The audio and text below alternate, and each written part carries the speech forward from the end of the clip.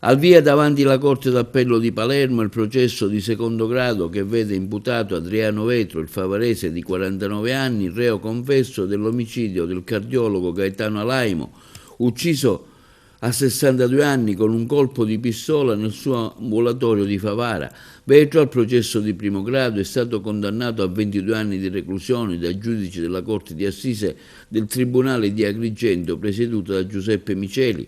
La Corte di Appello ha rinnovato l'istruttoria del dibattimento, accogliendo la richiesta degli avvocati Baldacchino e Bonsignore, che hanno presentato nuove prove. Il prossimo 26 giugno sarà assentito in aula il consulente di parte, il dottor Leonardo Giordano. L'imputato della perizia eseguita da un pool di psichiatri composto da Osvaldo Alzarelli, Eugenio Aguglia e Maurizio Marguglio è risultato capace di intendere e di volere al momento dei fatti. Il favarese risponde di omicidio aggravato e detenzione di arma clandestina.